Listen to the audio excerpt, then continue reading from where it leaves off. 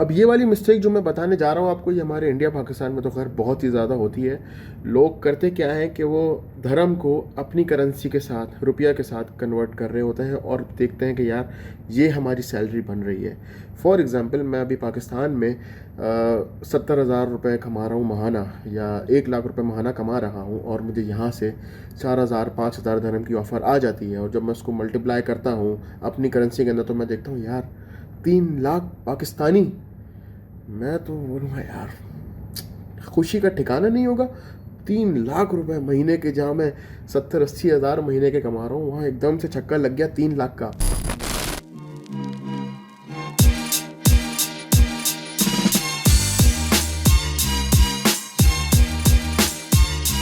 अस्सलाम वालेकुम या शबाब, कैसे हैं? खैरियत से? उम्मीद है घर में सब ठीक ठाक होगा। तो भाई सबसे पहले thank you so much for your love and support. अल्हम्दुलिल्लाह 1000 सब्सक्राइबर्स कंप्लीट हो गए हैं। कितने रातों की मेरी मेहनत, कितनी डेडिकेशन, कितना पेशेंस, कितना कहते हैं ना सब्र का इम्तिहान जो मेरा लगा है ये 1000 सब्सक्राइबर्स लेने के लिए। लेकिन ये जितना भी कुछ हुआ सब आप लोगों की सपोर्ट की वजह से, आप लोगों की प्यार की वजह से हुआ। मैं ख़ुद से नहीं कर पाता, लेकिन अल्हम्दुलिल्लाह एक मुश्किल सफ़र था। पहले 1000 सब्सक्राइबर बहुत मेहनत से आते हैं, वो कंप्लीट हो गए हैं अल्हम्दुलिल्लाह। लेकिन अब जो नेक्स्ट टारगेट है वो है मेरा 10,000 सब्सक्राइबर्स का। रुकना नहीं है, यहाँ पे बढ़ते जाना है। तो अभी तक जो उसने मेरा चैनल सब्सक्राइब नहीं किया और जो मेरे चैनल पे नया है, तो भैया सब्सक्राइब कर दें। मेरे चैनल पे आपको इसी तरह की इन्फॉर्मेटिव वीडियोस मिलती रहेंगी। अब चलते हैं आगे टॉपिक की तरफ। तो भैया दुबई मूव होने का सोच रहे हैं, ऑफ़र लेटर आ चुका है, कॉन्ट्रैक्ट वगैरह साइन करके भेज दिया है, फ़्लाइट पकड़ ली है, दुबई आ गए हैं। अब आगे का सफ़र कंटिन्यू करना है। लेकिन जब जहाँ पहुँचते हैं तो पता लगता है कि भैया हमने तो कुछ ख़तरनाक वाली गलतियाँ कर दी हैं, जो हमें पहले मालूम होती तो शायद हम बच जाते। तो वो गलतियाँ क्या हैं, कैसे आप बच सकते थे, तो वो मैं सब बताता हूँ आपको। वो देख लें, वीडियो एंड तक देखिएगा लाजमी, क्योंकि ये वीडियो काफ़ी इन्फॉर्मेटिव हो सकती है आप लोगों के लिए जो अभी दुबई मूव होना चाह रहे हैं, या जो ऑलमोस्ट तैयारी पकड़ ली है उन्होंने। सारे मामला तो उनके हो चुके हैं, वो दुबई रास्ते में है दुबई के, आप ये समझ लो। तो ये वीडियो देख लें, बहुत इंपॉर्टेंट है। तो सबसे पहली गलती जो लोग करते हैं ना, वो कॉन्ट्रैक्ट नहीं देखते। जैसी कॉन्ट्रैक्ट आता है वो इतना खुश होते हैं कि यार कॉन्ट्रैक्ट आ गया हमारा, हम लेबर कॉन्ट्रैक्ट साइन कर रहे हैं। बस वो कॉन्ट्रैक्ट उठाया उन्होंने, ये धड़ाधड़ साइन मारा और भेज दिया आगे। उसको पढ़ते नहीं है भाई साहब। वो कॉन्ट्रैक्ट पढ़ना बहुत ज़्यादा ज़रूरी है। वो कॉन्ट्रैक्ट पढ़े बगैर आपने साइन नहीं करना। वो कॉन्ट्रैक्ट क्या, दुनिया में कोई सा भी कॉन्ट्रैक्ट हो, कोई भी पेपर वर्क हो, पेपर वर्क को पढ़े बगैर आप साइन ना करें, आपके लिए बाद में बहुत मसला साबित हो सकता है। तो वो क्या है, क्यों आपको मैं बता रहा हूँ साइन करने से पहले पढ़ने का। उसमें कोई ऐसा क्लॉज ना लिखा हुआ हो जो आपको बाद में परेशानी का बाइस बन सके। फॉर एग्ज़ाम्पल, अगर आपने कल को जॉब स्विच करनी है, या आपको कहीं से और अच्छी ऑफ़र आ जाती है, XYZ कुछ भी हो सकता है, और आप कंपनी को कहते हैं कि यार हम अब जॉब स्विच करना चाहते हैं, ये रहा आपका 1 मंथ का नोटिस पीरियड, और उसके बाद हम दूसरी कंपनी में चले जाएंगे। तो फिर वो निकालेंगे अपना फर्रा पूरा, बोलेंगे दोस्त आपने साइन किया हुआ है, आपने बताया है कि ये कंपनी को हम एज इट इज़ ऐसे नहीं छोड़ सकते, हमें कम से कम 3 महीने का या 4 महीने का नोटिस पीरियड देना होगा, या 2 महीने का नोटिस पीरियड देना होगा, XYZ जो भी क्लॉज है उसमें लिखा हुआ है इन्होंने।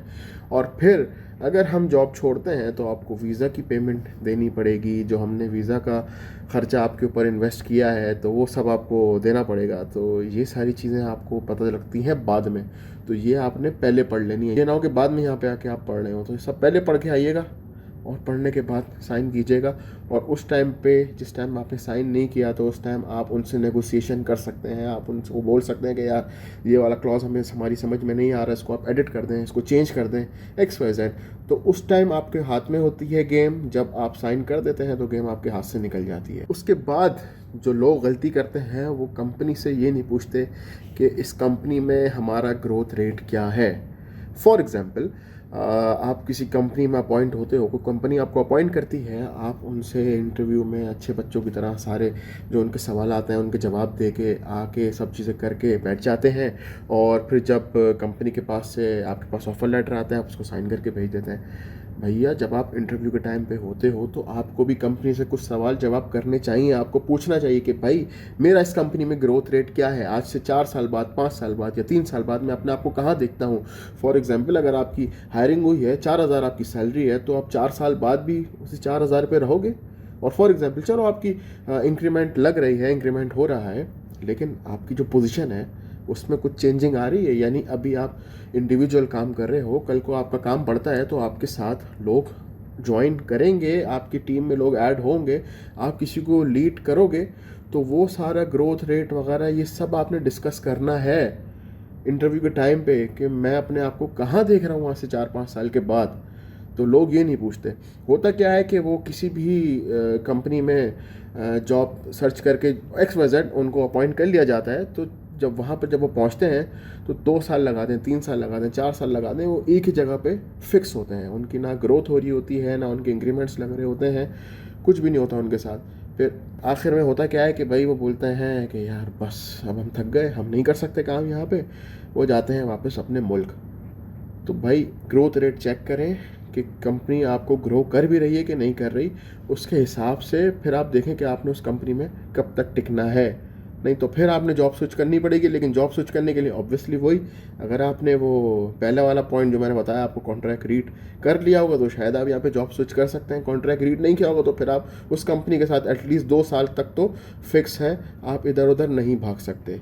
तो ये 2 चीज़ों का बहुत ज़्यादा ख्याल रखना है आपने। अब ये वाली मिस्टेक जो मैं बताने जा रहा हूँ आपको, ये हमारे इंडिया पाकिस्तान में तो खैर बहुत ही ज़्यादा होती है। लोग करते क्या है कि वो धर्म को अपनी करेंसी के साथ, रुपया के साथ कन्वर्ट कर रहे होते हैं और देखते हैं कि यार ये हमारी सैलरी बन रही है। फॉर एग्ज़ाम्पल मैं अभी पाकिस्तान में 70,000 रुपये कमा रहा हूँ महाना, या 1 लाख रुपये महाना कमा रहा हूँ, और मुझे यहाँ से 4,000 5,000 धर्म की ऑफ़र आ जाती है, और जब मैं उसको मल्टीप्लाई करता हूँ अपनी करेंसी के अंदर तो मैं देखता हूँ यार 3 लाख पाकिस्तानी। मैं तो बोलूँगा यार खुशी का ठिकाना नहीं होगा। 3 लाख रुपए महीने के, जहाँ मैं 70-80 हज़ार महीने के कमा रहा हूँ, वहाँ एकदम से छक्का लग गया 3 लाख का। तो भैया ये कन्वर्जन जो है ना, ये नहीं देखना आपने। अब होता क्या है, जब आप यहाँ पर आते हो, यहाँ पे आने के बाद जब यहाँ पे ख़र्चा करते हो, क्योंकि देखो दुबई एक्सपेंसिव है, अगर 5,000 आपको यहाँ पे मिल रहे हैं तो 5,000 में आपका 2,500 से 3,000 दरहम तक का महीने का ख़र्चा हो भी सकता है। वो डिपेंड करता है कि आप किस तरीके से यहाँ पे रह रहे हो। फिर उसके बाद जब आप एंड में देखते हैं कि यार सब कुछ कटा के मेरे पास बच तो वही रहा है जो मैं पाकिस्तान में कमा रहा था, या जो इंडिया में कमा रहा था वही बच रहा है। तो भाई साहब ये चीज़ें जो है ना आपको पहले डिसाइड करनी है। आपने कन्वर्जन अपने रुपीज़ में नहीं करके उसको कैलकुलेट करना, आपको पहले कैलकुलेट करना है कि यहाँ पे धर्म में आपका कितना ख़र्चा हो रहा है। ये बहुत इंपॉर्टेंट चीज़ है। यहाँ पे लोग बहुत आके ना परेशान होते हैं, वो कहते हैं यार हमने तो ये सोचा था, वो सोचा था, ये हो गया, वो हो गया। जब जॉब वगैरह सब हो जाती है, जब वो यहाँ पे कॉन्ट्रैक्ट पे आ जाते हैं, उसके बाद उनको इस चीज़ का ख्याल आता है कि यार ये तो पहले सोचने की चीज़ थी। इन दी एंड हमारे पास बच वो ही रहा है जो हम वहाँ कमा रहे थे। अब हम अपनी फैमिली से भी दूर हैं, और मसला क्या है कि हम यहाँ मेहनत भी ज़्यादा कर रहे हैं और बच भी कुछ नहीं रहा। तो ये सारी चीज़ें आप देखो। हाँ, अगर आपको ऐसी सैलरी मिल रही है कि आप वहाँ पाकिस्तान भी अमाउंट भेज दो अपने, यहाँ भी ठीक ठाक ख़र्चा कर लो, उसके बाद फिर एक अच्छा अमाउंट बच रहा है, तो फिर तो समझ में आता है कि हाँ भाई ये सही फ़ैसला है। लेकिन अगर इन दी एंड आपके पास कुछ बच नहीं रहा और सेम अमाउंट बल्कि उससे ज़्यादा ही आप खसारे में जा रहे हो, तो फिर ये आपके लिए गलत फ़ैसला साबित हो सकता है। तो ये चीज़ आपने देख कर आनी है। फिर उसके बाद जो सबसे बड़ी गलती लोग यहाँ पे आके करते हैं, वो यहाँ पर आके जब लोगों का लाइफ स्टाइल देखते हैं ना, और देखते हैं कि भाई हर अगले के हाथ में iPhone 14 Pro Max चल रहा है, तो भैया किसी के पास फला गाड़ी है तो किसी के पास फला गाड़ी है, और बस वो अपने जज्बातों में बहक जाते हैं। वो कहते हैं कि यार हमें भी ये सब चाहिए और वक्त से पहले चाहिए। तो भाईजान वक्त से पहले नहीं और नसीब से ज़्यादा नहीं, इस बात को जहन में रख लेना। लोग करते क्या है, यहाँ पे आके क्रेडिट कार्ड्स उठा लेते हैं। क्रेडिट कार्ड उठा लेंगे या तो बैंक से लोन अप्लाई करके वो उठा लेंगे। तो भाई ये आप समझ लें कि बैंक से लोन उठाना और क्रेडिट कार्ड लेना, आपने अपनी तबाही की जो जो रास्ता है ना आपके तबाही का, और जो वे है, वहाँ आपने पहली सीढ़ी पे कदम रख दिया। होता क्या है कि क्रेडिट कार्ड उठा के आप धड़ाधम इधर उधर, यहाँ से शॉपिंग, वहाँ से शॉपिंग, बैंक से लोन उठा के चलो गाड़ी वगैरह आपने ख़रीद ली। तो सर ये काम करने में तो बड़ा अच्छा लगता है, आसान भी है। इधर बैंक लोन लेना कोई मुश्किल काम नहीं है, बहुत आसानी से मिल जाता है। फॉर एग्जांपल आपकी कोई इंस्टॉलमेंट आपसे मिस हो जाती है और आप उसको टाइम पे नहीं भर पाते, तो फिर आपको बैंक की तरफ से फाइन आना शुरू हो जाते हैं। तो अब लोन तो आपके ने ऑलरेडी लिया हुआ है और उसके साथ आपने फिर फाइन भी भरना होता है, फिर मार्कअप भी आपका बढ़ता रहेगा। अजीब एक ज़िंदगी हुई भी होती है इंसान की यहाँ पे। और उसके साथ अल्लाह ना करे नौकरी निकल गई आपकी हाथ से, छूट गई नौकरी, फायर कर दिया, या कोई भी प्रॉब्लम हो सकती है, तो भाई फिर आप कंट्री से एग्ज़िट नहीं कर सकते। आपका पॉसिबल है कि शायद बैंक अकाउंट भी सीज कर दिया जाए जब तक आपको दूसरी नौकरी नहीं मिलती। तो भाई ये बड़ा चक्कर है।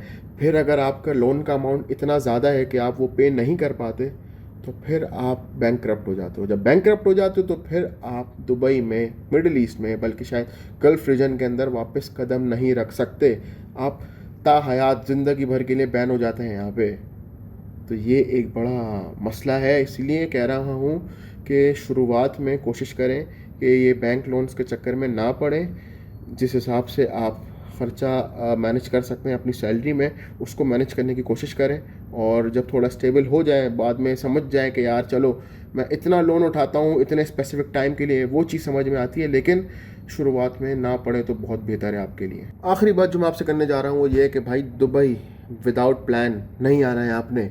इस बात को जहन नशीन कर लें। अब ये बात मैं आपसे क्यों कह रहा हूँ, वो इस वजह से कि देखें, सबको पता है कि दुबई एक बहुत अच्छी जगह है। लग्जरी लाइफ स्टाइल से लेके आपके जो स्टैंडर्ड ऑफ लिविंग है और आपकी यहाँ पे job security, each and everything, यहाँ के लॉज, सब कुछ बहुत अच्छा है। लेकिन इस बात को भी कोई डिनाई नहीं कर सकता कि इन दी एंड आपको अपनी कंट्री वापस जाना है, क्योंकि दुबई आपको सिटीजनशिप नहीं देता, आपको यहाँ पे परमानेंट वीज़ा नहीं मिल सकता। इन दी एंड कुछ भी कर लो आप, कितना भी टाइम लगा लो, 10 साल, 15 साल, 20 साल, 25 साल, 30 साल, इन दी एंड आपको अपनी कंट्री वापस जाना ही पड़ता है। तो इधर आपने विदाउट प्लान नहीं आना, यहाँ पे अपना प्लान लेकर आना है कि भाई मैं आज से 10 साल बाद, 15 साल बाद, 20 साल बाद अपने आप को कहाँ देखता हूँ। मैं दुबई में कोई कंपनी स्टेबल कर लूँगा अपनी, या मैं पाकिस्तान में वापस जाके ये काम कर लूँगा, इधर मैंने कितना पैसा सेव करना है। ये सारी चीज़ें आपके जहन में होनी चाहिए। यहाँ पर रेगुलर जॉब नहीं करनी है आपने कि बस मैं 9 to 5 की जॉब करूँगा, उसके बाद सोऊंगा, उठूँगा, अगले दिन सुबह फिर ऑफिस चले जाऊँगा। ये वाला काम यहाँ नहीं करना आपने। यहाँ पे आपने एक प्लान के तहत चलना है, उस अरसे में उस प्लान को फॉलो करना है, और उस प्लान से ना आपने मूव ऑन नहीं करना। क्योंकि जब यहाँ पर लोग आते हैं वो अपना एक प्लान लेकर आते हैं, वो प्लान जब यहाँ पर आकर देखते हैं कि भाई एग्जीक्यूशन में थोड़ा बहुत मसला आ रहा है आगे पीछे, वो फटाफट दूसरा प्लान चेंज कर देते हैं। तो ये सब नहीं करना, अपने प्लान पर स्टिक रहना है। देखो, दुबई लैंड ऑफ अपॉर्चुनिटी, और यहाँ पे आपको हर तरह की अपॉर्चुनिटी मिलेगी, लेकिन तब तक जब तक आपकी हड्डियों में ताकत है, जब तक आप काम करने के काबिल हो, तब तक आपको यहाँ हर तरह की अपॉर्चुनिटी मिलेगी, आप हर तरह का काम कर सकते हो। लेकिन जैसे ही आप थोड़ी एज आपकी बढ़ना शुरू होगी, आपकी हड्डियों में ज़रा ताकत कम हो जाएगी और आप काम इतना नहीं कर सकोगे, तो फिर आपकी जो दवाइयाँ चलेंगी, ये होगा वो होगा, तो फिर यहाँ पे थोड़ा सा आपके लिए रहना मुश्किल हो जाएगा। तो बेहतर ये है कि एक प्लान सेट करें, उस प्लान के तहत आप मूव ऑन करें, और इंशाल्लाह देखें आपको कितना फ़ायदा होता है। खैर, वीडियो को यहाँ पर एंड करते हैं। आई होप ये सारी बातें जो मैंने आपको बताई हैं वो आपकी समझ में आई होंगी, और अगर आपको ये मेरी बातें पसंद आई हैं तो मेरे चैनल को सब्सक्राइब कर दें, वीडियो को लाइक कर दें। इंशाल्लाह मिलते हैं आपसे अगली किसी वीडियो में। अपना बहुत सारा ख्याल रखिएगा, मुझे दुआ में याद रखिएगा। अल्लाह हाफ़िज़।